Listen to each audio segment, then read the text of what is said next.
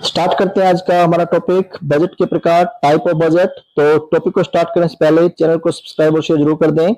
तो शुरू करते हैं टॉपिक बजट के प्रकार। तो बजट दो प्रकार का होता है, संतुलित बजट और असंतुलित बजट। बैलेंस बजट जो होता है, बैलेंस बजट या संतुलित बजट वह बजट होता है जिसमें बजट प्राप्तियां और बजट व्यय एक दूसरे के बराबर होते हैं। अर्थात बजट रिसिप्ट्स और बजट एक्सपेंडिचर एक दूसरे के बराबर होते हैं, उसको हम संतुलित बजट कहते हैं। असंतुलित बजट वह बजट होता है जिसमें बजट रिसिप्ट, बजट प्राप्तियां बजट व्यय के बराबर नहीं होती। असंतुलित बजट या अनबैलेंस बजट होता है वो दो प्रकार का होता है, बचत का बजट और घाटे का बजट।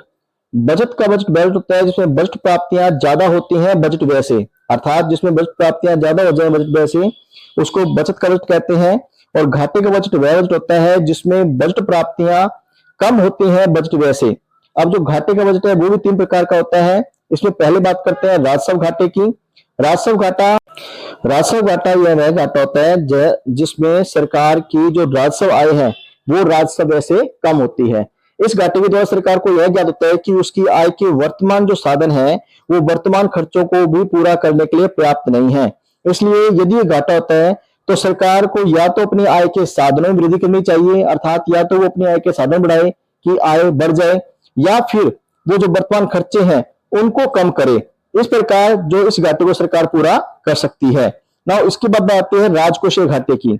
राजकोषीय घाटा जो है उसकी धारणा का उदय इसलिए हुआ था क्योंकि सरकार पहले ऋणों को आय मानती थी, लेकिन वास्तव में जो ऋण होते हैं वो सरकार की आय नहीं होती बल्कि उसकी देनदारियां होती हैं, अर्थात देने होते हैं। तो इसलिए राजकोषीय घाटे की जो संकल्पना है उसका उदय हुआ। अब होता क्या है राजकोषीय घाटा, जब कुल बजट प्राप्तियां उधार व अन्य देयताओं को छोड़कर कुल बजट व्यय से कम होती हैं तो इसे राजकोषीय घाटा कहा जाता है।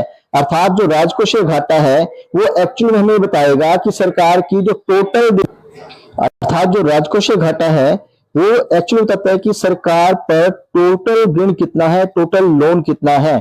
ये जो लोन है वो केंद्रीय बैंक से लिया गया उधार, जो केंद्रीय बैंक नई करेंसी जारी कर देता है, मुद्रास्फीति को जन्म देता है।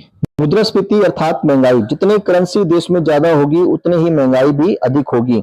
इस प्रकार राजकोषीय घाटे से यह भी ज्ञात हो जाएगा कि जो भावी पीढ़ी है, जो भविष्य की पीढ़ी है, उस पर कितना अधिक भार पड़ रहा है। जितना राजकोषीय घाटा ज्यादा होगा उतना ही भविष्य की पीढ़ी पर भार भी क्या होगा, ज्यादा होगा।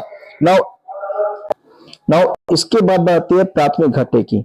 अब प्राथमिक घाटा क्या होता है, प्राइमरी डेफिसिट क्या होता है, एक वित्तीय वर्ष के दौरान राजकोषीय घाटे और सरकार द्वारा दिए गए ब्याज के अंतर को प्राथमिक घाटा कहा जाता है। अर्थात प्राथमिक घाटा हमें यह बताएगा कि उधार संबंधी आवश्यकताएं जो कि सरकार की हैं उनमें ब्याज का भुगतान शामिल नहीं है, अर्थात एक्चुअल में सरकार पर कितना लोन है इसका ज्ञान हमें प्राथमिक घाटे से होता है। तो ये तीन प्रकार हैं घाटे के, राजस्व घाटा, राजकोषीय घाटा और प्राथमिक घाटा। अगर वीडियो अच्छा लगा हो तो सब्सक्राइब और शेयर जरूर कर दें। Thank you.